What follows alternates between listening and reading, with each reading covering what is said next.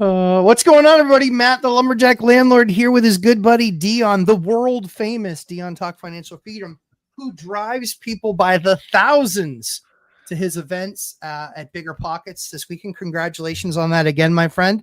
I was there for a lot of it. What was really funny was I couldn't get in for an early portion of it. So I was kind of like, I wasn't sure if it was user error or if it was if there were that many people in the room where I couldn't get in until some people were offended and left. No, they had plenty of room. I think they can Good. host 2,000. Wow. And there were several people there before it even started waiting to get in. So that was kind of cool. I actually logged in the wrong way and had trouble getting on, because I'm me and it's technology, but I got in time. So it all worked out. That's awesome. Yeah, it was a great, for those of you who didn't see it, watch it, watch it over there, leave a comment, leave questions, and then obviously follow Dion. If you're not already following Dion, I don't know why you're not following Dion. Other than you might get some of his lazy ick on you. It works both ways. The lazy. Yeah, it works both ways. It could be an epidemic. But what we wanted to talk about today was the Zillow ban, like a little bit crazy. So what are you hearing? What are you seeing on your side of it? Well, I'm seeing it pop up a lot in social media where people talk about there being a lawsuit and it says the Zillow ban. What's going on with the Zillow ban? And it's actually the opposite of what most people think. Shocker. Zillow is the one that's putting a ban on. So it's not like people are banning Zillow. People are suing Zillow for Zillow having a ban. And the premise is Zillow wants a more public market. At least that's my opinion. This is everything I'm going to say is my opinion, obviously. Yeah. And so what they've said is Zillow says, if you're going to list a property and you put it out, you put a for sale sign in your yard, or you put it on Facebook and you advertise, you have 24 hours. They literally gave you a time limit. You have 24 hours to either put it on the MLS or put it on Zillow or Trulia, because it's the same thing. If you don't, they can stop you from listing it on Zillow going forward. They can't control the MLS. They can't control private sales. They can't control social media, but they can say, we saw that you listed this. It was listed for more than 24 hours. You didn't put it on the MLS. You didn't list it with us. So you can't list it with us. And the idea is Zillow is trying to encourage a more, what do they call it? Consumer friendly environment. And large brokerages, I don't know the names of them, but there's several lawsuits going on, or at least one. I know that there's mentions of many, but I haven't been following it that close, where they're suing, saying it. Then I haven't seen the term monopoly yet, but they've said it's anti-competitive. Yeah, anti-competitive, right? Yeah. Exactly. That's the term I've seen over and over and over. Yep. Yes. So that's not monopoly, but it's anti-competitive. Well, so the idea is, how does it impact you, the viewer? It impacts you differently if you're an agent, if you're a buyer, if you're a seller. Of course. So hopefully people are at least paying attention, because a lot of the people I think that watch my content are kind of newer. They've got, 0 to 4 or 5 rentals, and they're trying to grow to that level of cash flow. And so this kind of stuff, this news stuff, there is a channel that I like to watch who usually does articles. He's a cop and he does updates on news. I forget his name, or I would plug his channel right here. But he'll make videos on stuff like this when it comes out. But I've seen this pop up so much, I wanted to talk about it so that people were watching. I've seen comments of, why are they banning Zillow? And I thought, well, maybe we should talk about this just in case people don't understand that it's the opposite of that. And it's the reason there's a lawsuit is because Zillow is trying to put a ban on people advertising off market, privately.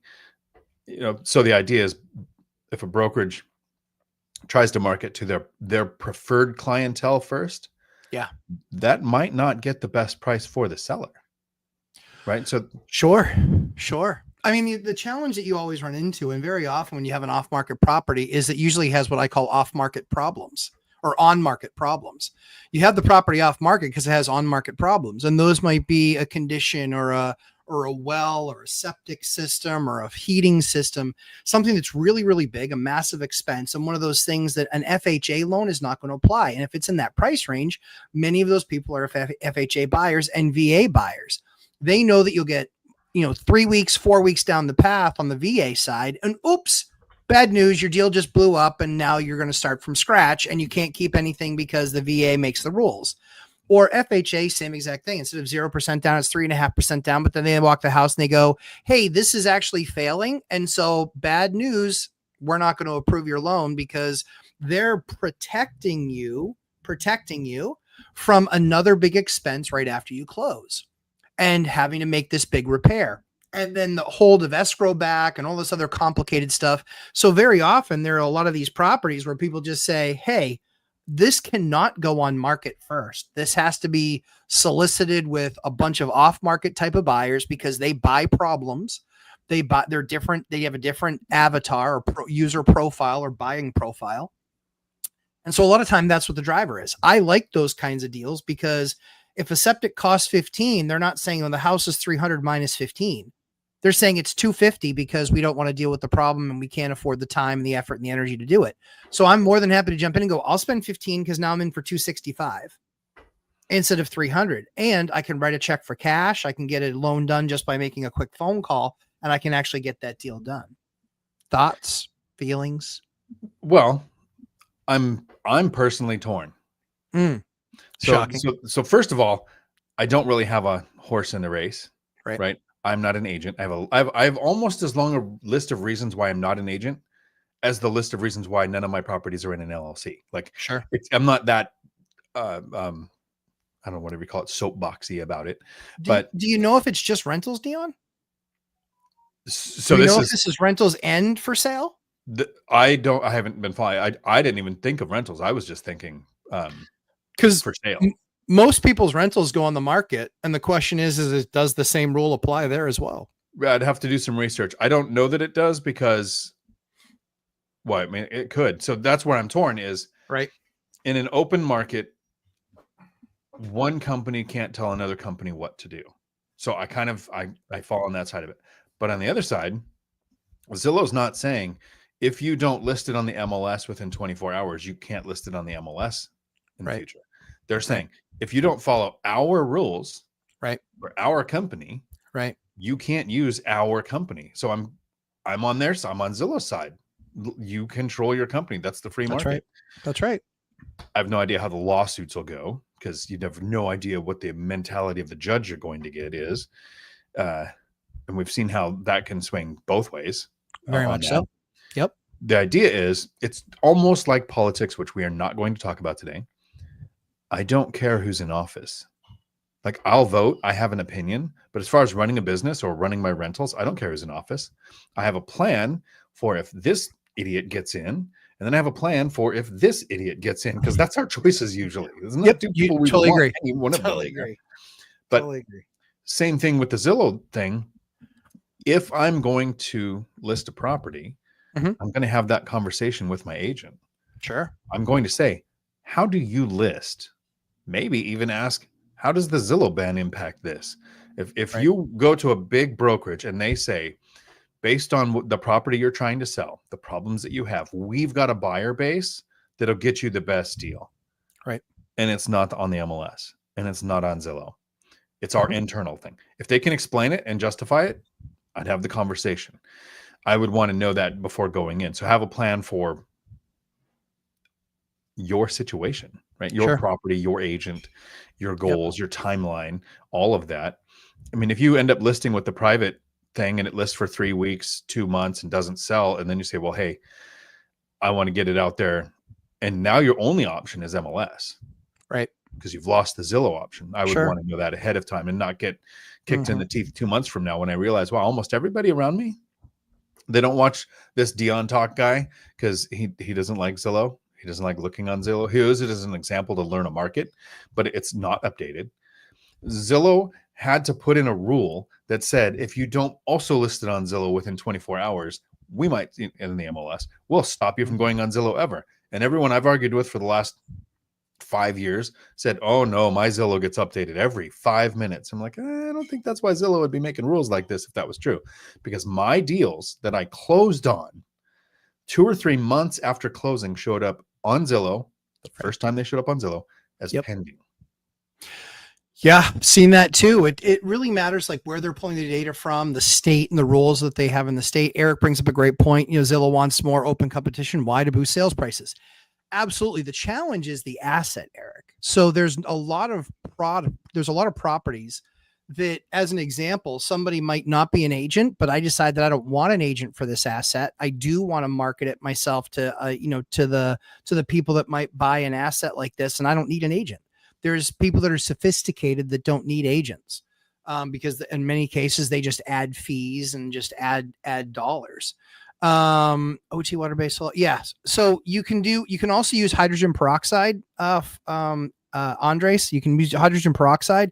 You can actually spray it on the wall and then you can wipe it away with a sponge and it will literally fall off the wall. The idea is, you can absolutely lock in the smell with like a Bins or a Zinsser or a Kills primer. So yeah, that's all of that is correct. But yeah, so Eric, to that end, there's just, it is allowing Zillow to dictate. What it's more allowing them to do is collect fees. It's not about boosting sales prices, because Zillow sees not an extra nickel on boost sales prices. They don't see anything.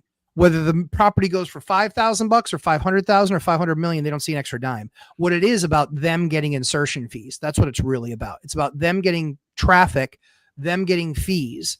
And so, yeah, Eric, yeah. So from my perspective, agents aren't always necessary. A lot of times, we found, wholesale deals. I mean, this morning, I've gotten 3 alerts on wholesale deals. Those are not in MLS. Those are not going to be on Zillow ever. Now, the issue is that what is that time frame? And is there, do they look to see if there was a change of ownership? Because what if I buy that and then I go to flip that property in 6 months? Am I not able to list it then because it wasn't listed before, but it was on the market before and a transaction occurred?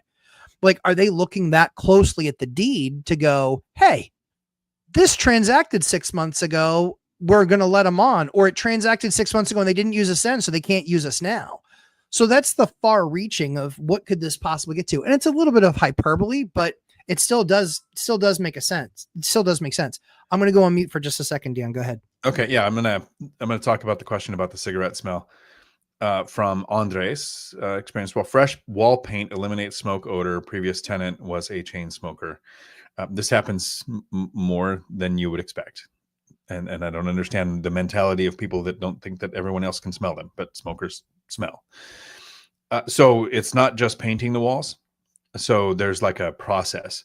First, it's to get everything clean. In my experience, if you have carpet, the carpet's going to have to go. Even if it doesn't look like it has stains, there's no way to get the smell out of the carpet. Professional cleaning of carpets doesn't get cigarette smell out. Doesn't go deep enough, doesn't get into the padding. And carpet's gross. You should just get rid of it anyway. But so new flooring, that's the most expensive part. A dilution of vinegar, like white vinegar, to clean the walls and to get as deep as you can. And then the type of paint, you need to use a sealant paint, like oil-based, to lock in the smell, then paint over it. But the thing that almost everyone misses with the smoke smell is not the ozone machine. If you can't get rid of it once it's done, you can also do an ozone machine for 2 or 3 days, maybe even longer if you have to. You can rent them usually. But it's your window blinds and your window screens that retain the most smell, because when it's just sitting there, you won't really notice it. But what happens the first time somebody opens the window and you have airflow? So I've never seen somebody clean screens well enough to get rid of the smell. So replace them.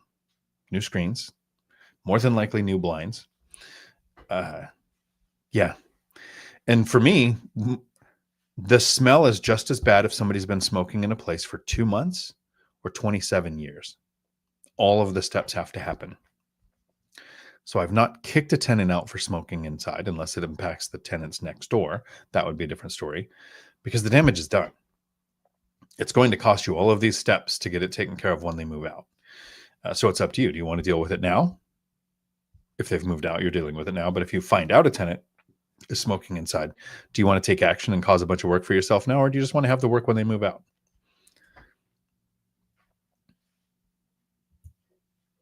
Yeah, the new screens, new blinds, the ozone machine. I'm trying to think if there's any other steps that I've missed there. While Matt is handling this, I'll check to make sure there are no other questions that we're missing. I like Eric.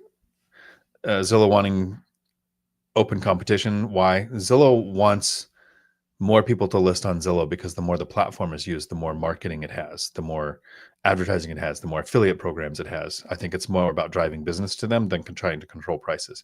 I remember there was a really viral, it might have been on TikTok. I don't think it's old enough to be on Vine, but there was a really viral video that went around of this short term kind of content where Zillow was controlling the prices in an area by buying 20 properties, selling one for a higher to bring up the price, or lower to lower the price, whatever their manipulation they were doing.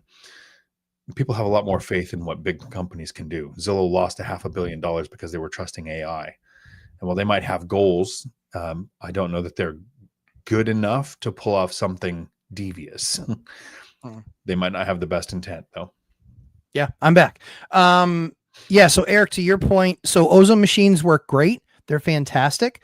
But again, still a fan of doing the wipe down on the walls and getting as much of the grunge off the walls as you possibly can. Just gives you that much less of an opportunity for anything to seep through.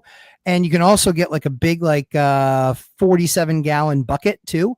And you can actually pour the hydrogen peroxide in there, or you can pour a solution in there, and then you can just dip the screens, and then you let them sit in that for a few minutes. Then you pull them out and you wipe them off.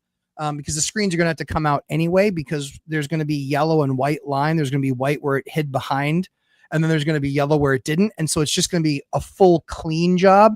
And with no residue, there's no odor. So that's just one of the other options there.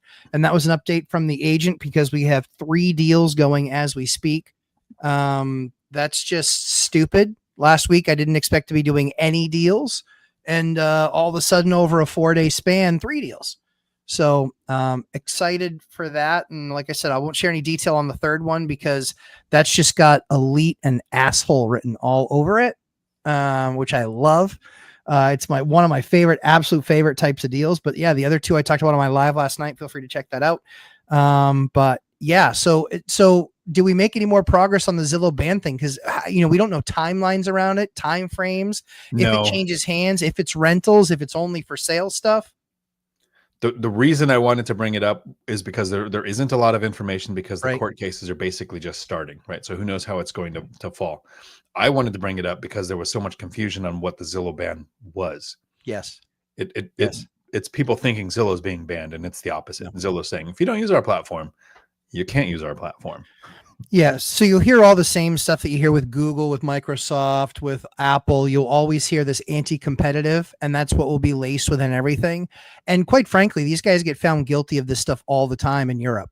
17 billion here, 9 billion there. And, if I'm Microsoft or any of these other big companies, I just kind of giggle and go, so you're talking about like a week's worth of profit? Sure.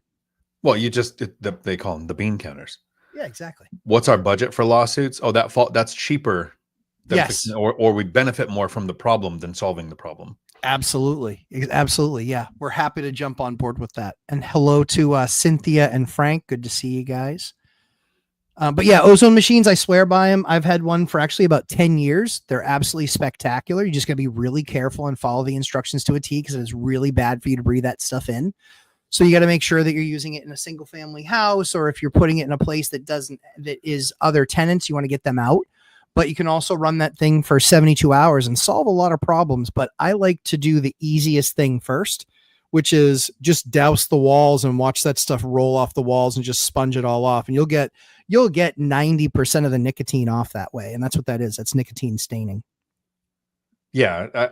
It's almost always the same pattern. It is. Right. The cleaning, then replacing, then the paint, and use the right kind of paint to lock in the smell. Yep. It's almost like if you have the pet smell when you take out the carpet, I'll do the same thing. I'll use the oil-based paint on the floor before the next flooring goes in to lock in smells. Yep. Yeah, they make all sorts of products for that stuff as well. That's actually meant for flooring. If for some reason you have beautiful natural wood floors. Again, what's really cool about that about hydrogen peroxide is you can actually mix that stuff and you can spray it. What it does is it actually, and you spray it liberally, it actually gets into the floor and it pulls up the ammonia from cat urine. Got something in my eye, but it flows up from the cat urine. It actually crystallizes on top. You scrape it off and then you do it again. The worst unit that we ever had took 27 treatments over a week period, but it smelled like a peach when we were done. So well worth it. Same topic, but not related. The best use for hydrogen peroxide is that it breaks down DNA. In case you needed a scenario where you wanted to make sure there was no DNA in your area. The only thing I care about is cat DNA. There you go. The rest of the DNA doesn't bother me. Good to see you, Landlord Odyssey. So you're getting ready to go on a trip, aren't you? I'm not sure. I was thinking.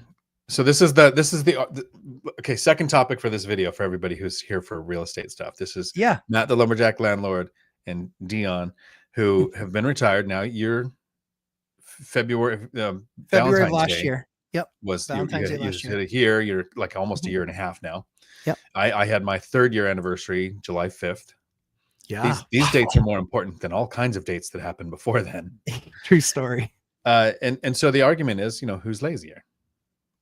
Right now, you. So right now, for now, and here's some examples. For the summer, I was thinking of going to Scotland. Cheslin went to Scotland and she really enjoyed it. So we're thinking of going there. I don't want to go. Everybody keeps telling me, I love Scotland, all the rivers, all the trees. And I'm like, I live in Washington. You got all that here. Surrounded by rivers and trees and mountains and castles and all the same stuff. Except there's no mass quantities of gingers and the soulless people that we just shouldn't be around. So I don't really want to go there because I'm lazy. Like I don't want to, if I'm going to travel, a day and a half, because that's how it goes going to another country. It's very rare to get like a straight flight. And even then it's 10 or 11 hours or whatever. I want a month or two in an area. I want there to be good scuba. And scuba's not what comes to mind when I think of Scotland. It's not. I would imagine not. Just like Washington State. This is not good scuba. This is cold water, muddy water. You dry suits. No, it's not fun. So I want to go to someplace, Colombia, Thailand. Portugal was okay, but the scuba is not good enough to go back again. So this summer, I'm probably going to hang out in Washington. So I thought, I'm in Washington. I live on the water. Why don't I buy a boat? And I started boat shopping, and I found, I wanted 28 foot, looked at some bay liners. I wanted multiple cabins because hang out with people, whatever. And then I started doing research on how much maintenance there is with a boat and seasonality. And my laziness was like, how about I just join one of them boat clubs and you pay and you get the boat for a day or two and then you take it back and then 2 or 3 times a year you use it. And people say, wow, it's so expensive. It's like $500 a day. And I'm like, yeah, it's $20,000 for a crappy boat. $150,000 for a decent boat. Yep. Store the boat, maintain the boat. And it's not even the money. Yeah. It's draining the stuff. And I don't want to do the work. So the laziness kicks in and I'm like, okay, maybe not even a boat. So my next actual trip planned other than like Vegas in October is Thailand for the winter. So I'll be in Washington for the summer. And then I'll be in Thailand for the winter. That's the current plan. Well, we'll see if that plan actually happens, because the lazy guy continues to lose his vacations because he's so important and has to like present and do all this other silly stuff. Well, I'll have to fly back for February for Vegas. Obviously, that's very important to be there for that. Yes, I haven't got my invite yet. You got your invite yet? I think we're just going anyway. It's not even inferred or implied. We're just going to crash no matter what. We're just going to go. There's like not even a point to say you're invited. Yeah, we know that somebody else won't show up and that we'll need to go on stage for something. And no getting sick this time. That was a total drag. Yeah, like that's where we go and hang out and we spend 2 days kind of sitting around cracking up like 7-year-olds. And we didn't get to do that because I would just get home and I was like, "Can Dion come out and play?" And they're like, "No, he's sick." I'm like, "This sucks." I don't know what happened. I haven't been that sick in, I don't know, 2-3 decades, maybe. Yeah. So yeah, you're definitely more lazy than me right now. I'm doing this 3 purchase was because the deals came available and they were things that I've been watching for quite some time. And I got them for less than what I expected. One of them I got for 10% less. Another one I got for about 12% less.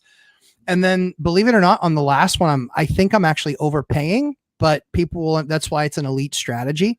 And and I will overpay, and I'll lay that out for people next Thursday. Yeah, it ended up being, it went from like, we were busy with rentals and turnovers because most of our leases go in June because we have real winters here, or May and June. And so we had a decent amount of turnovers. We probably had about 10% of the portfolio or so turnover in about 90-day period. But the cool thing was, of that 10%, about half of it was inherited tenants, where it was like the binder strategy wasn't even something we wanted to implement. We really just wanted them gone. We really were ready for them to move on. All they did was bitch about how amazing the old landlord was. And the only thing that meant was that he didn't ever raise their rent. And so it was like a hard pass. And I was like, yeah, I saw the complaints that you made previously about maintenance stuff, and your maintenance requests are down like 90% because we fixed everything. And now you don't think that we're going to charge more for rent? Like, what are you, stupid? Like, yeah, I mean, where do you think that money comes from? Like, my money tree in the backyard is dead. So having done those 3 deals, or kind of finishing those up now, that's why I stopped and took the call from my agent, was because we have 3 deals on. Actually, we have 4 deals. We have 3 purchases and 1 sale going on right now. So we have 4 deals right now. But after those are kind of wrapped up, and the jail's expected to wrap up in the next 60 days. So the cool thing is that that'll be rented in September, and kind of then what? Like, at that point, the flip will be done. At that point, the 8 unit at the jail will be done.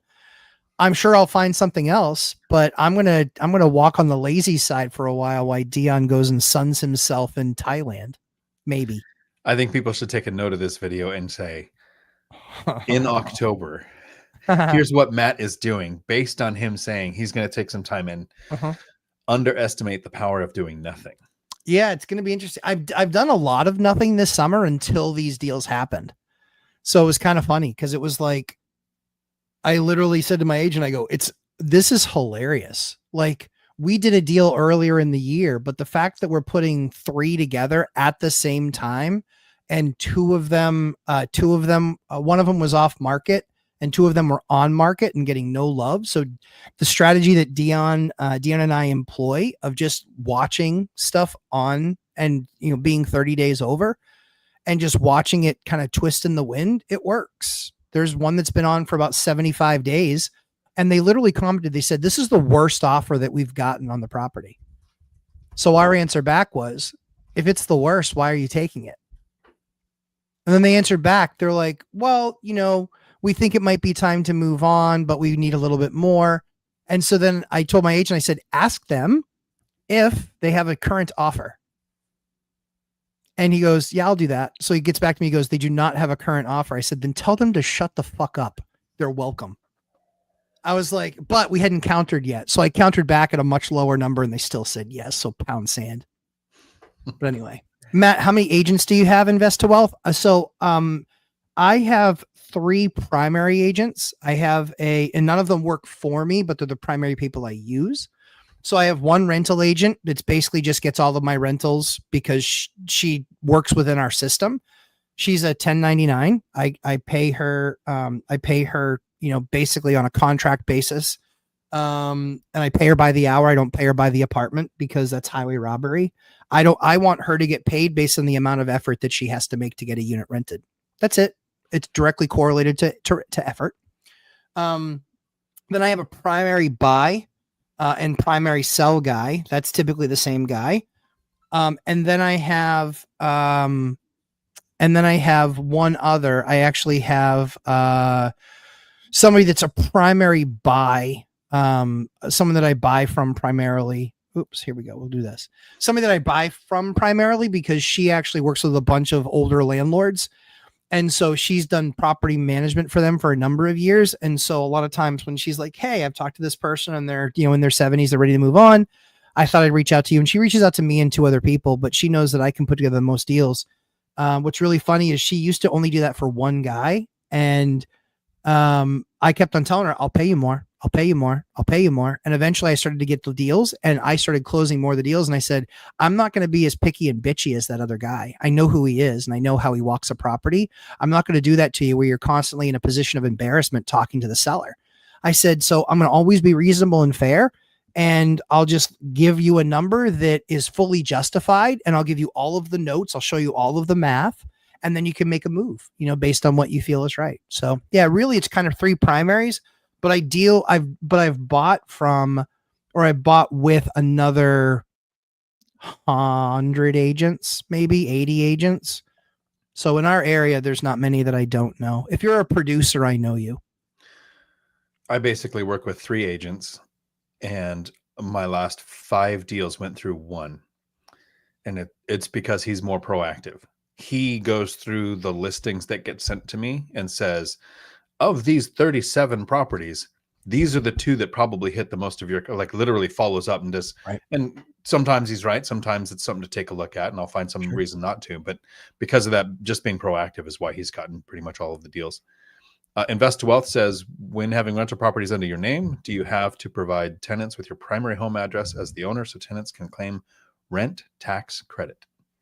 No, I give them my PO box. That's how they either send a mail for rent, but a PO box costs a few $100 a year.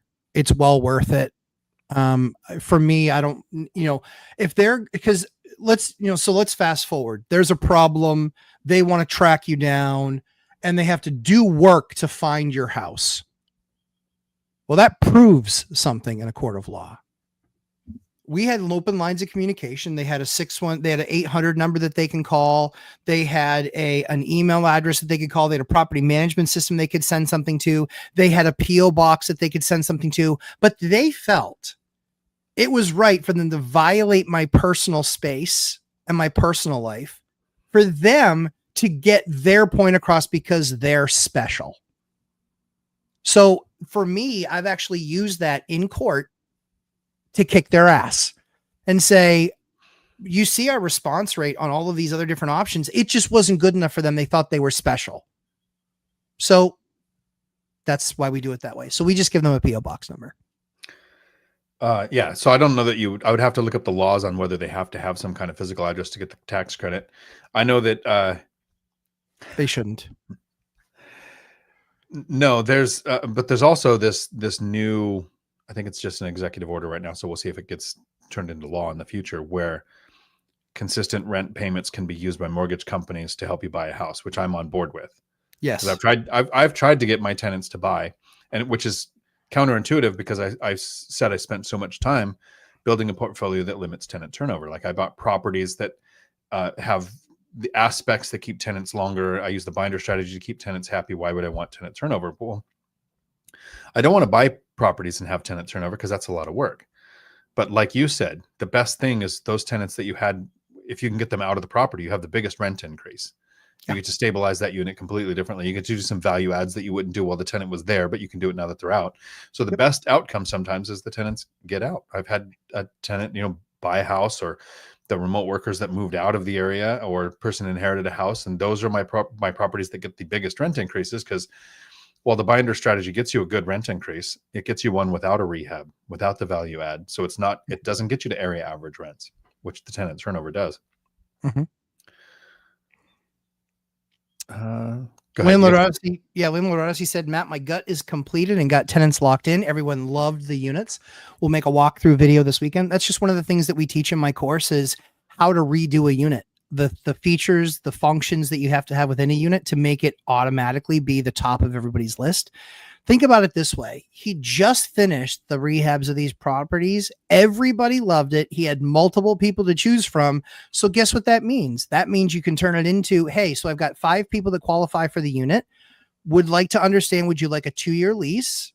Or is there the option is also that you can pay a little bit more, but we're just looking for the ones that step up that say we want to do this because we really want this unit. I have in many occasions gotten a 2-year lease, or I've gotten them to pay more money per month, $50, $75, $100, because they're like, nope, we really want this unit. This is one we absolutely want to have. Would you consider 1,900 instead of 1,800? And I would say, yep. And then they're smart enough to ask the question, does that mean I get the place? And my answer is right then and there, yep, absolutely, because they qualified, but they're offering the best package back. Put yourself in a position where your people are offering to pay more and sign longer term commitments, because that lease that they're signing, yeah, you guessed it. That lease that they're signing is going to mean $45,000. 45 grand is now what they're going to pay me for the next 2 years to use my building. I like that. I was at a showing Guy was zelling me the deposit to lock it down so I could take the listing down. Exactly. Next tenant walking in goes, hey, you're, I think it was like 21, 25 or something. And he offered $150 more a month. And I was like, I just got it's not about getting the more money. It's about that tenant that's in place knows they're getting a deal. Like somebody walked in and said, I'll pay $150 more a month if you don't give it to them and you give it to me. So happy tenants don't leave. Happy tenants don't trash your property. And the reason we're making this video is to help people understand that a little more research might be required, because Landlord Odyssey says something here that is why we're making this video. He says, exactly. So for sale by owners can't be on Zillow anymore. That is how I found my second deal. That's not accurate. But you're going to see the people that are on the side of the companies that want it to be more consumer friendly. They don't want it to be, what did you call it? Anti-competitive. Yep. They're against Zillow. They're going to say, well, look, now you can't do this. And that's not true. You can absolutely, for sale by owner, list on Zillow, as long as you either list it on Zillow or the MLS, right? One or the other, within 24 hours of listing it. So if you go for sale by owner, put a little sign out in your yard, and you let it sit for 6 months, and you realize, well, I'm not getting a lot of attention to this. Let me try to list it on Zillow. And they figured out your property was listed, but not on their platform. Now they'll stop you. So yeah, that person couldn't do it. But the more people who are educated, if you want to do for sale by owner, you just go to Zillow, you create an account like you're listing a rental, and you list it as a sale.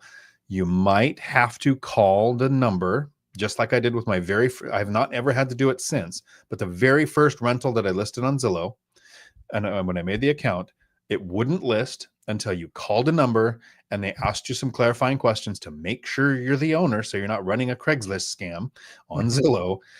So it's for sale by owner can absolutely be done, but by owner, by agent, off market, wholesaler, flipper, Zillow wants you to follow their rules. That you don't have to list it on Zillow. It's either the MLS or Zillow within 24 hours of you listing it. And that's why this Zillow ban is very confusing. It sounds like Zillow's being banned or Zillow's stopping people from doing things. Zillow's saying, no, we want it more consumer friendly. We don't want private deals. We don't want off-market deals. We want it on the MLS. We want it on our platform. Obviously, it's so that they get more business on their platform. And that's where the lawsuits are coming from. So there will be for sale by owners on Zillow going forward, as long as they follow the rules, just like an agent does. Yeah, and it will be clear as mud.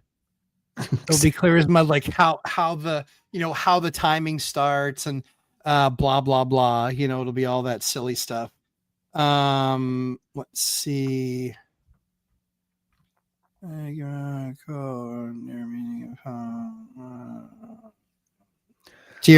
when the jail is done, break it down. What are the outcomes? What are the types of rentals that are in it? Yeah. And what will it generate? So, I mean, that's kind of embarrassing, but I'll certainly talk about it. So what will be done is, so it'll be 4 high-end residential units upstairs, all 2 bedrooms, but they're high-end. They're custom kitchens. They're with my own, cabinets that we give access to folks in the Lumberjack Landlord course that I have in my place. That you have in your place. Yeah. How are those holding up? Are they good? Good. Yeah, I've got 0 issues. So. Nice. Love that. That's exactly what we're going for. That's why we pick good product, is we don't have issues down the road, which makes it a nightmare to fix. But there'll be 4 high-end units upstairs, 2 bedrooms, really kind of, think like New York style, Boston style, very metropolitan, but nice, clean lines, in-unit washer, dryer, combi units, and big screen TVs on the wall and all that sort of stuff. What we're probably going to do is we're probably going to put a nice big screen TV on the wall in every unit. That way they don't have to take it up and take it down. So we'll just leave it there, and then they can pick whatever they want to pick, as far as that way we know it's mounted in the right spot, the right thing. And then the second piece is going to be 2 ADA units, which is Americans with Disabilities Act units. We're going to work with, we're working with veterans right now for placement of 2 disabled vets, chair bound, because all of the features and functions of the unit are for chair bound. So that's what we actually really like about that for them. And so we're super excited for that piece. And then we're going to have the indoor kids playground, which is for kids 5 years old and under. If you're 6, you can still come, but the most of the toys and the climbing escalator, the things that you can climb on and the apparatus that's there, mostly for 5 and under. And then we're putting in a cold kitchen next door. And the cold kitchen next door is just going to make sure that you can get food and fun for under $20. And then if people sign up for, I think the rate will be something like $25 a month for an unlimited pass, and then like $250 a year or something. So it's going to be really, really, really affordable, where people can constantly just come down, bring their kids and come and hang out, let them run around, and then they can get food next door, or moms can get some gourmet coffee next door as well. So all those are going to be options. So yeah. And then as far as when it's live, it'll do right around $18,000 a month gross, and the net on that will probably be about 8,000 a month net on just that one building. So not bad. Yeah, I don't want to get any of your ick on me. That's a really cool to be that involved in the community, to say, look at all these things that we can do, aspects you can look at. I'm like, I want to buy a rental I don't see again. Yeah, exactly. A tenant I talk to maybe once a year. Yeah. Yep. Yeah. I mean, I think the cool thing is that we found when we do these buildings this way, we found that we drastically reduce the number of calls. So we never get phone calls about this broker, that broker, this was a problem or that was a problem. We never have that issue, which is really cool. So the only tenant that will likely have an issue is us. Because I want to own and operate the indoor kids playground. We spent 2 years going out to Vegas and doing research with my kids. We went to 18 to 22 different places. So we were at a different place every single day for 2 weeks. And then we revisited the ones that we really loved. We sent them there. We brought them there again and let them do their thing there. And then so we kind of found all the things that worked the best. We saw the businesses that ran the best. We saw the ones that were empty. We saw the ones that were full. We saw the ones that had happy kids versus constantly crying kids.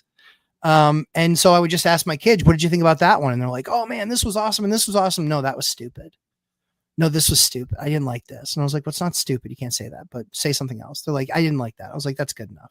So all the research that went into it to make sure it's done that with the most likelihood of success. Yes. And owning and running it. I'm going to ask everybody in the comments. Yeah. Does that sound lazy? Well, it will be. Just got to get it up and running, just like anything else. Even once it's up and running, though. Cruising altitude. Yeah. Because we'll hire. So we've actually got a general manager that's going to come in. And so the GM that comes in, she's absolutely phenomenal. I think we've decided who we're going to get, but it's between multiple she's. But the person I think we got, she's just absolutely spectacular. She's amazing. And thank you to the public school system for being so poorly and shittily run that she's ready to run away from that classroom because she gets no support from her leadership. And I said, they're not really leaders.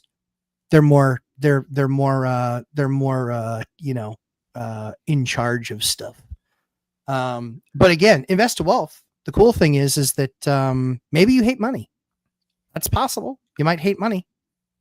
Trust me on this. When you want to spend $100,000 on something, don't even think about it.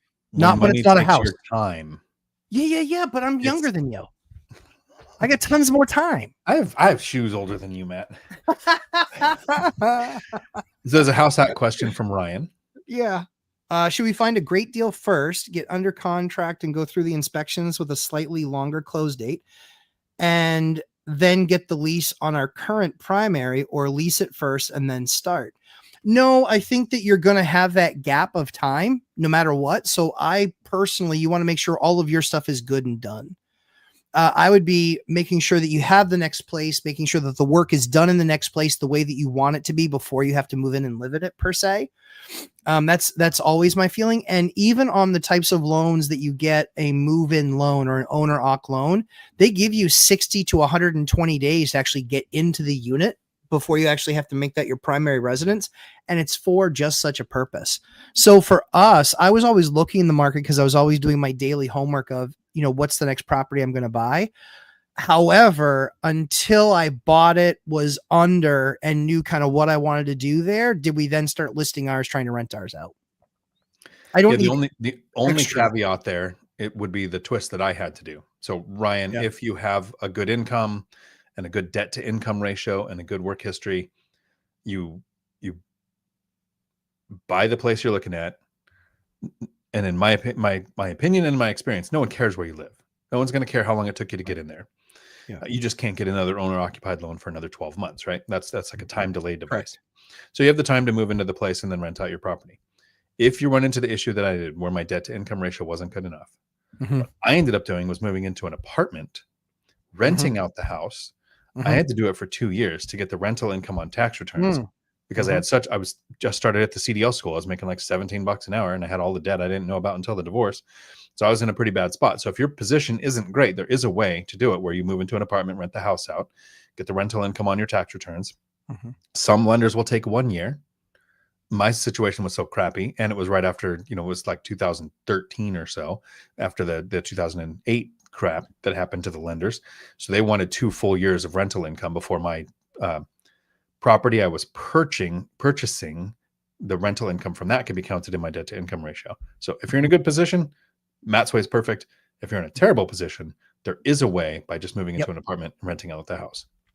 Yeah, totally agree. And that's the key is, if you're in a bad spot like that, by all means, rent out a low cost apartment, even find one that might be not 2 years. It might be something where the bank says it can be less. But those are all options. He says, thanks guys. DTI and everything is fine. We should be going to SFR to a small multi, I think is the issue. Yeah. So what you'll have to do, and banks are a little bit fraudy when it comes to this. Like, you just have to come up with a few good reasons. And so the few good reasons can be something as simple as, we're potentially starting a family, or we have a family and we like this school system a whole lot more. We like the walkability of this neighborhood a whole lot more. We actually don't want the extra space to have to clean and manage. We actually would prefer a smaller space. Or my wife and I expect to change, in the coming months, over moving to different companies, etc. That might be a little bit dicey because they might call on that and say, well, you're going to be making the same thing. And you can just say, well, we're transitioning, so we're not sure on what exactly that looks like. But there are a bunch of different little reasons that you can create that are all viable reasons. They can't say, nope, you can't like that neighborhood more. So here's something to think about. All of that matters with an FHA loan. It does. And most of it matters with a VA loan. Yes. Ryan, you should not be using an FHA loan. I mean, FHA is designed for bad debt. He said debt to income ratio is fine and bad credit score. Mortgage insurance stays for the length of the loan. You got to refinance, pay it off, or sell it to get rid of it. It's harder to get a seller to accept it. It has the restrictions of you're supposed to be moving the 4-3-2-1 always towards a single family house. Whereas conventional loans, if the lender asked me a question about why I was moving, I would find a new lender because I've never once had them ask the question ever. Go to Fairway Mortgage, Guild Mortgage, the guys, Velocity Mortgage, Convoy Home Loans. They don't care about any of that. It's just FHA and VA that's going to ask that. So Ryan, if you have a good DTI and a good credit score, you should be doing a conventional loan, which is only 5% down right now on up to 4 units. So as of November 2023, they changed the rules on that. So before then, they did. A triplex or a fourplex FHA made sense because it was only 3.5% down. And most lenders would want 20%, sometimes 15 or 10, even on owner occupied. Well, that went away and it's 5% now. So conventional, 98% of the time wins out against FHA, which is not for first-time home buyers. It is for, and which you're not because you already have a house. Correct. It's for people with bad debt to income ratios and a bad credit score. Yeah. So if you're going conventional and the lender, I'm sorry, Ryan, answer. Go ahead. If the lender asks you, why are you moving like this? Find a new lender instantly. Just stop talking to him because that's never come up with any lender I've worked with. Yeah. So Convoy, I don't know if they do they do pure conventional or non-DSC? I think they do non-DSCR stuff, right? They're pretty flexible. I'm not sure. I have no idea because the only time I've interacted with them was when I was trying to do a DSCR loan. So yeah. So none of the DSCR stuff can you be owner occ. You can't get away with a DSCR on an owner occupied. But the other cool thing too is that, hey, if the 5% thing is true, however, it can be a challenge finding a banker that's going to give you that true 5% and not say we don't access the 5% program. It's only 10%. So you do have to hunt harder for somebody that actually is going to do that 5% piece. I don't know why that's the case. Because I'm maxed out and I can't get any more Fannie Freddie loans, but it was well worth my time, effort, and energy to get the Fannie Freddie loans because they were only 3.5% down. It's just worth my time. Sid asks, can you please make a video talking about medical insurance? You don't have to show yours, but if you were to retire today, I am retired, to find insurance costs, premium out-of-pocket costs. So Dion, you can go first because you're a vet. So I've made this video probably 5 or 6 times, and I believe, if you trust rumors, I could be doing a webinar for Bigger Pockets on don't let healthcare be the handcuffs. Possibly. We'll see. Nice. There's like 5 or 6 different topics that might be coming up for that. But yeah, don't let healthcare be the handcuffs. So many people think and have said, I need healthcare, so I'm going to continue working. And I'm going to be very specific, very slow and clear. Your employer does not give you healthcare. They give you healthcare insurance. So what you need is an asset to pay for the expense. In situations like Matt, I'll let you explain yours, how you did it, how you found the best price, how you got the right coverage and everything. So for me, I will not work in the VA system. It's too early for an overshare of what my experience was with the VA, to never ever go into a VA hospital. It's tough. Period. Sometimes, yeah. Someday during a live stream, I'll probably do an overshare on what my experience was with the VA. So, couple things to be aware of if you're leaving your job. I left July 5th. Didn't realize what a qualifying event was, and open enrollment is in November. So yeah, I had some months there where it was like, yeah, I'll figure out insurance in November. Your company, depending on how you leave, could let you take COBRA. Yes. If COBRA goes past November, you might screw up your open enrollment to that because you don't have a qualifying event when you leave COBRA. And it's too confusing. So you want to do this research in advance to actually know what the rules are, to make sure you get your coverage. The America Cares Act, ACA, the Obama stuff. Here's the brilliance of it, to where healthcare becomes almost free in real estate, if that's how you're retiring, is a lot of it is you pay for it, but it's based on your income throughout the year, and then you can be reimbursed. Well, if you have levered depreciation, you have zero income, even when you make $240,000. Our system is broken, but you're in the system. So that is one way to find it. The challenge you might have there is, for me, it's been no challenge, but I have friends who do the same thing, and they're very picky about the doctors they see. And there are a very limited number of doctors that take that insurance. Sure. I don't care. They'll graduated the same schools. They'll know the same stuff. I don't need kid glove handling when I go to the doctor, but he does prefer gloves though. I do. Gloves are nice. Yeah. So for me, it was just find the coverage, have an asset, pay for it. So many people stay stuck in work because healthcare insurance, and your boss is just paying either 100% of it or probably 80% of it, and you're paying a little bit. So when you leave, you're now paying 100% of it. And it's probably going to be, I would estimate, $1,000 to $1,500 a month per person. Everyone I know is paying less than that unless they're on Medicare. Medicare might cost that much. So when you get to 65, insurance goes up, which is stupid, depending on what you make. But have an asset. You have to eat.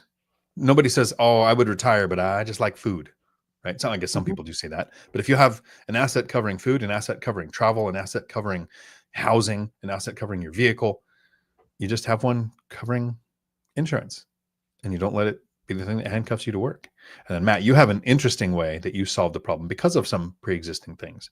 Sadly, yes. I mean, I wouldn't call it as interesting as it was. They had me over a barrel, so it just was what it was.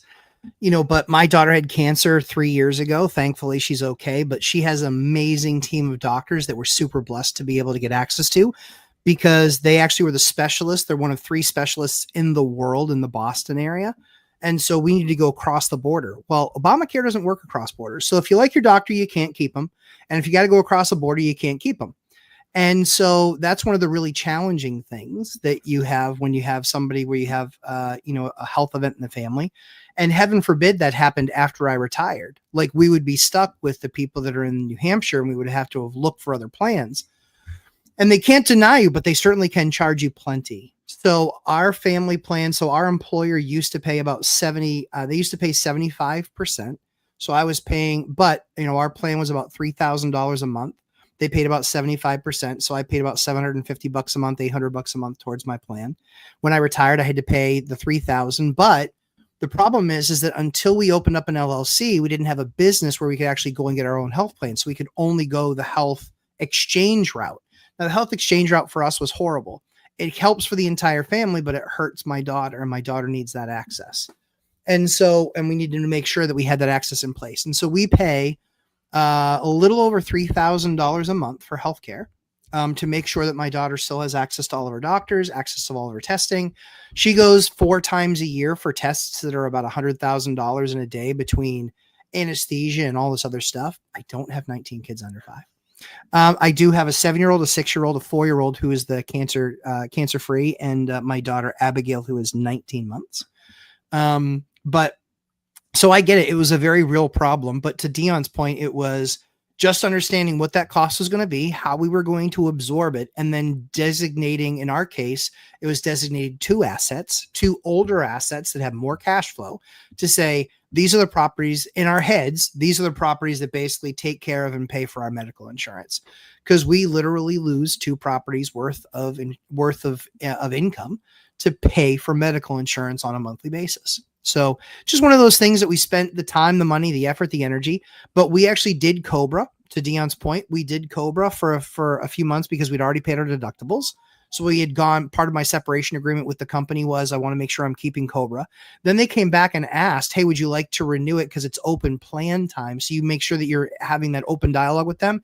Hey, is it open season? If it's open season, if it's open, if this is the open time, what we have to make sure is that we have healthcare coverage, but you also aren't allowed to double dip for obvious reasons. You have to have secondary insurance. So the Cobra was costing us just as much, but believe it or not, the plan wasn't as good. So we don't have a bronze plan or a silver plan. We have a platinum plan. We get everything that we need. But we still actually keep a high deductible of about $8,000. And so my daughter hits that every single year, where on top of the $40,000 a year that I pay in health insurance, $40,000 a year is what we pay in health insurance. I pay another $8,000 on top of that. So I'm close to a $50,000 a year nut just on health insurance and deductibles and all of that sort of stuff. It's expensive. That's what I paid last year. I know. So Frank has a good question here. Would you like to do it, or I can answer it? Yeah, Frank. Speaking of banks, using the rent shown on your taxes to qualify, say rents are $30K and you spent $20K on upgrades or repairs, does the bank only give you a $10K credit? No. If it's maintenance, then your maintenance costs are way out of whack.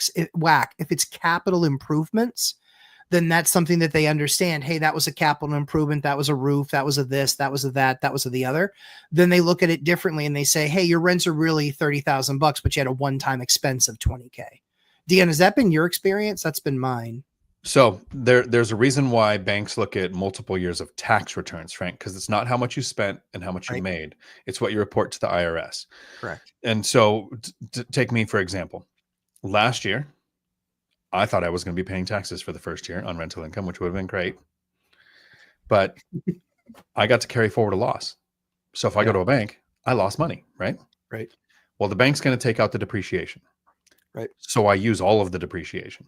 If I had a year where I had $30,000 in rent coming in, but I had $60,000 in expenses, maybe I don't claim all those expenses on my rent, on my taxes. True. Right. Mm-hmm. So you control what is a tax write-off. You cannot take tax write-offs that you did not actually incur. So it's not a pendulum. It can't go both ways. It can only go into the IRS's favor, where you say, maybe I don't claim these expenses against my income if you're trying to be bankable. So they'll take capital expenses and everything, but they're not going to look at just 1 year. They're going to look at least 2 and go, what is your rental income consistently? What are your expenses usually? Yes, this income counts, but it's not so much that you need that 10,000 because you said 30,000 came in, 20,000 went out. We only had 10,000 in income, so we can only buy with 10,000 in income. No, you have multiple years of tax returns. They're going to look at the rental income potential of the property you're purchasing. 75% of that can also go into your debt to income ratio. So while we can make this as confusing as we want of, should I claim my depreciation, which is, in my opinion, always yes. But all the write-offs, I've always claimed them. But some year I could go, yeah, maybe I'm not going to. I think my brother has skipped a couple of years to qualify for his HELOC where he didn't claim everything. I'm not sure on that though. Or we could just go, Congress is full of people who make laws that benefit people who own real estate. Yes. And because it's full of people who own real estate and you have 2 years tax returns, go to your lenders and ask them what your current limit is. Once you have that, their answer should be however much you have the down payment for. It really isn't about how much you make or what your rental income is or what your profit is. My first year, I lost $6,000 from everything, not just depreciation, but everything. And they still took that and the next year to qualify me to buy that first property, first duplex. Yeah. The other thing too is it's a nice canary in the coal mine to see if you're working with the right bank.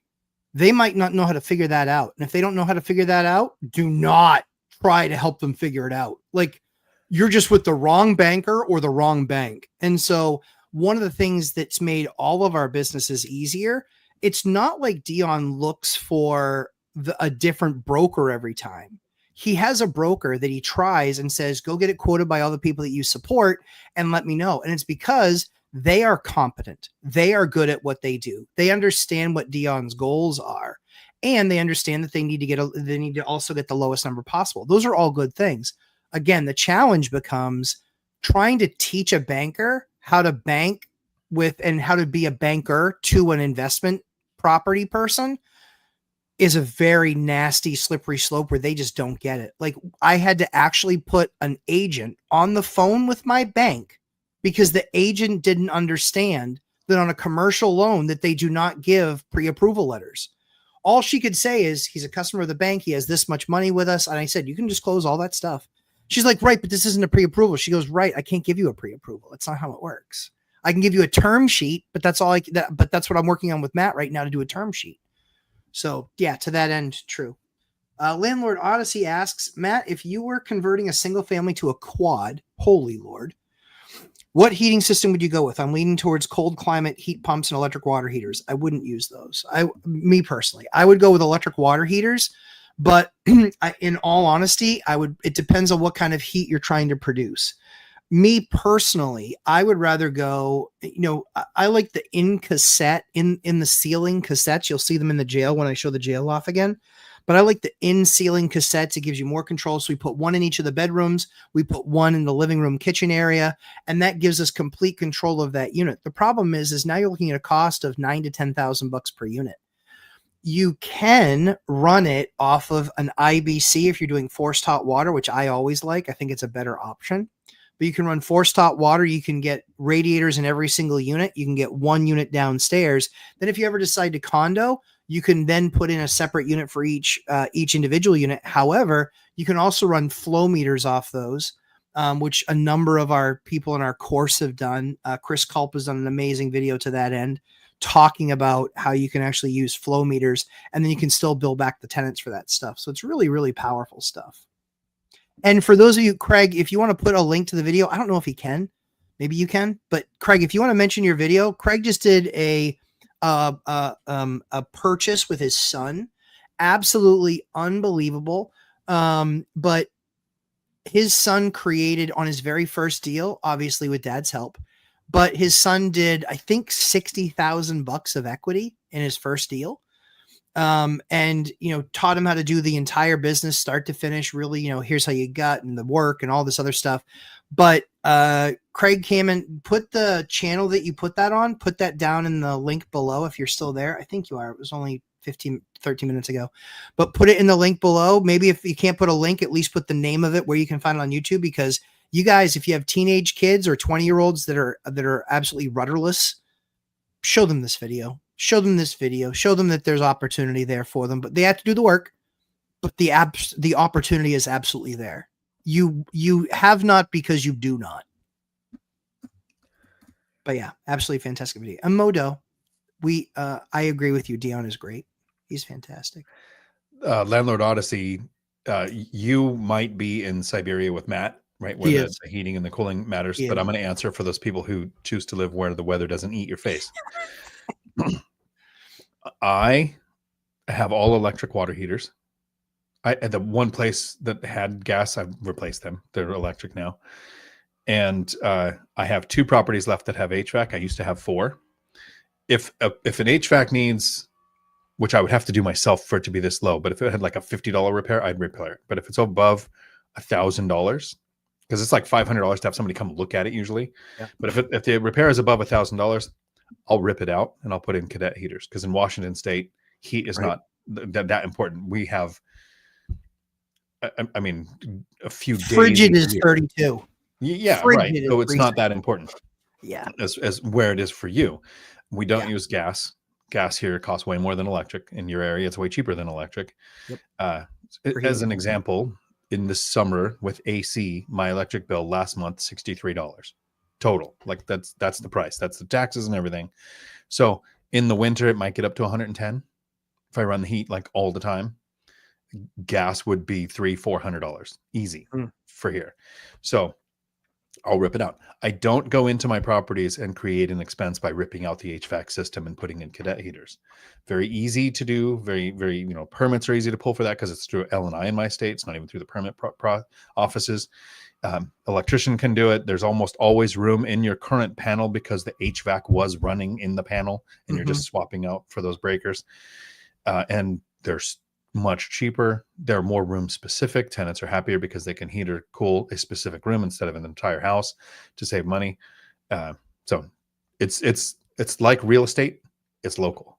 How you solve your problems, it's local. None of my properties have air conditioning other than the little $300 thing you buy at Lowe's that has a tube that you hook up to the window. I don't like the window mounted ones. They cause damage to the structure, in my opinion. So I'll send a link to the tenant saying, hey, if you run AC in the summer on the 2 days you're going to need it, this is the machine that you use. They have them at Lowe's. You're welcome to have one of those. I don't provide them. They can go get them. But if you're in Arizona or New Mexico, there's probably, I don't know the rules, probably laws on, just like you have to have heat in Siberia, you have to have some form of cool in the extremely hot areas. So you have to know what your local market requires. Yeah, for here they can actually call the community health board if you're under 58 degrees for more than 8 hours. They can call the health board. So, and that's not for me, I've been very lucky. I got one in 23 years. They called one time and the tenant made the mistake of admitting the truth, which was that they pay for their heat and the fact that they didn't have heat was on them. Moron. Nice. It's nothing to do with me. Health officer calls me. He goes, sorry about that. And I go, don't worry about it. I was like, I know they're stupid. I'm the one who rented to them, so I get it. Landlord Odyssey says, so you're saying get a big IBC and submeter all the units. I was trying to avoid billing and having to collect from tenants. The billing is automatic. It automatically goes out if that's the option that you pick, number one. Number two is I'm saying at least do the research to understand what you're saying yes and what you're saying no to. That's always the rule. Always the rule is do the research so you can understand. Maybe an IBC with putting all that baseboard in is $25,000 and putting in all these different cassettes and outdoor units is $45,000. If it's a $20,000 difference, is that a difference that you care about? Right? Maybe you don't care about $20,000. Maybe you make so much money now that you don't care about $20,000 difference up front. And so that could be the thing. The other thing too is I actually do like, if people are going to be, if people are going to be, paying that bill, you're going to likely see them be late on that bill first than on their rent. And that is a nice canary in the coal mine to say, they didn't pay their utility bill last month to me. That's interesting. And then it will start to snowball. And if it starts with utilities, it's going to end up being rent. So and then you have to be aware anytime that you are collecting from tenants for utilities, which is what I try whenever possible to avoid. Yes. Instead of going to the service is in some areas, you cannot evict for late fees or utilities or pet fees. You can only evict for rent or lease violation. Yep. So in that particular case, yes, you can't evict. I don't think you can evict for those things. However, you can go after them for the fee to pay it off when if they do get evicted, they still don't get off scot-free not owing that money. So that's an important thing. I am not playing Dune Awakening, but I was a big fan of the original movie, and then the new remakes that they made. Both of those are excellent. They're very well done. Most of the time when they update a movie, you're colossally disappointed, like that horrible toilet water Snow White, that new adaptation. Nope. To let you know how accurate you are, did you Mm. know that Dune was remade in the early 2000s? I did. It was awful. So bad, nobody watched it. Correct. And this last set was awesome. Yeah, that's still going, and they had a series that was pretty good. I think they're doing, they're not doing a terrible job of that. So I was just checking because every now and then I like to find the gamers out there. I understand. Are you crazy for doing that, Landlord Odyssey? No, I would do that deal 10 ways and twice in 20 on Sunday. I love that deal. Anytime you can take a big, huge single family and they're going to allow you to slice it and dice it into a quad, absolutely. But the only thing that I would do is if you're getting the thing, to get it to that point, you're going to have to gut it. So if you have to gut it to get it to that point, what you need to make sure you're doing is that you actually get architectural plans that will actually, and you pay the extra money to show the layout of where all the utilities are going to go. That way in the future, as that market gets more and more valuable, you have the opportunity to then condo convert it and then sell off the individual units. That has made individuals. So let me give you an example. In Portsmouth, New Hampshire, 20 years ago, somebody bought a quad for $600,000. So they bought the quad for $600,000. They then did exactly what I talked about. They broke it all up, gutted it, redid it, and they had about $900,000 to $1 million into it. They kept it as a fourplex for the longest time, and then when they got ready to sell it, they went and they sold them as condos. Those condos sold for over $500,000 a condo.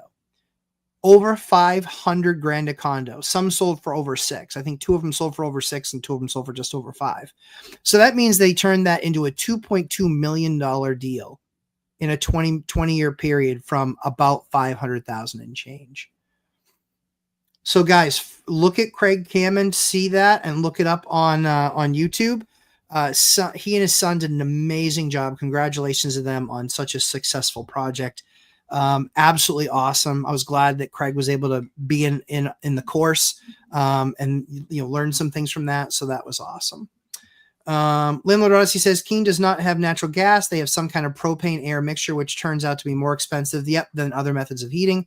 Trying to look out for the tenants as well. Absolutely.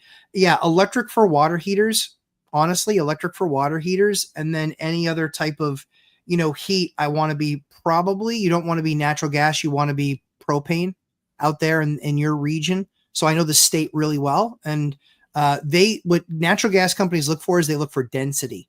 They look, if I drop a line down this street, then I'm going to have 30 people accessing it, 20 people accessing it, 10 people accessing it, because the cost of putting that line is exactly the same. So you'll find patches in 30,000 person cities where they literally don't have access to natural gas, because here it's about 80% the cost of anything else. So you get about a 20% discount heating with natural gas. In the last 5 years, it's changed to where it's about level with oil. Propane is still more expensive. But yeah, something always worth looking into. Dion, any other thoughts? Any other closing thoughts? Any other thoughts, period? No, I think if people came into this late because of how the YouTube algorithm notification system works, I would go back and watch the beginning, go over the Zillow ban and make sure you got the details on what it is, and the lack of information that we have, that it's going to evolve as the court cases go on, and to watch out for misinformation, because both sides are going to be spitting that out. Oh, so honestly, like if we could just have honest brokers, right? Just tell us the way it exactly is. None of your opinion. Just say, this is exactly what the bill says, and then this is what it means, and then you guys make your decision. Like, how refreshing would that be? Guys, as always, thanks for coming and hanging out with me and Dion. We always try and do these Friday things. Sometimes Dion forgets. Sometimes I just get busy because I'm less lazy than him currently. But all of those, and I have 4 kids home for summer vacation. Not quite like Dion's house, where it's a matter of, do I stay up until 4 o'clock in the morning making bad decisions playing Dune? Mm-hmm. That's exactly what was happening too. Yeah, exactly. I knew when I got him at like 10 or 11 this morning, I was like, someone just woke up. Yep, someone just. Well, the sun was coming up, so I had to go to sleep eventually. But I finished the book, and so I took awesome. the what do you call sabbatical from gaming, and Nice. book is done. It's off in editing, so I'll be gaming for probably a month until the editing is done, and then once the editing is done, I'll be doing the Audible version, and that'll be time consuming for however long that's going to actually take. Yes, that's the one I'm waiting for. And what is the name of the? Do we have a final name yet? Financial Freedom for the Lazy Person. Financial Freedom for the Lazy Person. Oh, do you really? I don't know. I haven't seen the book cover yet. Dion was nice enough to offer to send me the transcript, and as much as I love him, I don't read. You wouldn't read it. So I just told him, I said, I'm just waiting for the audiobook, and that will motivate you to get the audiobook done, because I want the audiobook. I still have 11 credits on Audible, and I get the notification once a month saying one of them is going to expire, and I'm like, okay. Yeah, when they expire, you got to watch out. That I've got, I think right now, 22 credits I'll be using, but I do a lot of book giveaways too. Yes, that's true. That's true. Are you still looking for that book cover? I was thinking if I can present here. Yeah, I think. Screen. Window. Yeah, hold on. Present. Share screen. Should be showing now. No. I don't. Your browser blocked your screen. I think you need to put it up on the. Yeah. Okay. There you go. Oh yeah, there we go. It'll be done through the one rental at a time. Nice platform, and that was my idea for a cover. A clock and a trash bucket. I like it. No alarm clock. Nice. I do like the Fi free. I do like that. I like how it stands out. I like that too. Yeah, that was cool. Where did you design that? Did you have somebody design that for you? Did you like? No, it's all on Canva. So I just went into Canva. I made sure, Zuber was okay with that. I've sent it to Zuber. He's absolutely saying that's great. That's what we're going to run with. I love it. Yeah. So he made a couple of suggestions inside the book. I got completely done. I was like, oh, it's done. Let me send it to him. I was about to send it, and I was like, I didn't cover house hacking. Like I talked about what it did for me, but I didn't have a whole chapter basically explaining how the different ways to house hack, the benefits of it, how to pursue the financing, like all of that kind of stuff. So I got that done, sent it off to him, and he suggested how to find a mentor and the power of community. So I had to redo those, and that's all done, and that's gone now. And I sent him the cover, which is all just on Canva. So I took his logo, put it on there, spaced it, did it transparency till it went down to where it looked like it was just faded into the background, and then did the lettering and everything. I did the dimensions for a 6x9 book because it'll be a physical copy. Sure. When it goes out. Now he's a Canva expert, everybody. Well, that's where my thumbnails used to come from. I know. Thumbnails used to be thumbnails like today is I just go to Skippy the Magnificent, my AI bot, and I say, hey, this is the title I'm doing today. What would the thumbnail look like? And even AI put the ban on Zillow in the image if you look at that. Yeah. That's awesome. Because that's what most of the media is presenting it as. So there's a Zillow ban coming out. No, it's Zillow banning people from using Zillow if you don't advertise on the MLS or Zillow within 24 hours. And none of that's coming out clearly in the media, which is why we made the video. Exactly. That's why we were needed. Well, everybody, have an absolutely fantastic rest of your day. Dion, always great hanging out with you, buddy. Congratulations again on BP. Guys, Dion, give them the information for the event for getting the $100 off, because that's a process. So you had to be registered for the event. And I said it in several videos for weeks coming up to it. If you registered for the event, you got a free night at Caesar's Palace and $100 off. That was the end result of what Big BP put together. Maybe they'll be doing more events. Who knows? They will probably only do more events if anybody out there likes me at all and goes into the Bigger Pockets Facebook groups and says how much they enjoyed the presentation. If that were to happen, they might have me back. I don't know if that's going to happen. Seriously. We'll see. Like how can we not do that? Like honestly, as a community, how can we not do that? Because if we ever create something, we can't go into any platform and self-promote. No. But someone else can. That's right. And it's our job as a community to lift each other up. That's how it goes. There you go. Freaking people. Get on it, people. All right. Dion, thanks so much, buddy. Hey, everybody. We'll see you guys in the next one. Dion's next live stream, 7 p.m. Eastern time on Tuesday, 4 p.m. Pacific. And then you guys will see me again on Thursday and probably something in the interim because I have some travel at the end of the month. Yes, I know. So you'll see me some videos on the jail and things like that because now it's insulation and sheetrock and piping and oh my goodness, it's crazy. So it's super exciting. So guys, we'll see you guys in the next one. Hopefully we'll catch you on Tuesdays on Dion's at 7 p.m. Eastern time, 4 p.m. Pacific, and where he answers the questions until they're finished. And then me, who is a clock puncher, and I am in it for 90 minutes as fast as I can go, answering as many of your questions. And I'm out at 10:30 Eastern time. So it starts at 9 p.m. Eastern, 6 p.m. Pacific. Guys, have a great one. Enjoy your not long holiday, your not long weekend, but have a good one. Bye, guys. Ciao.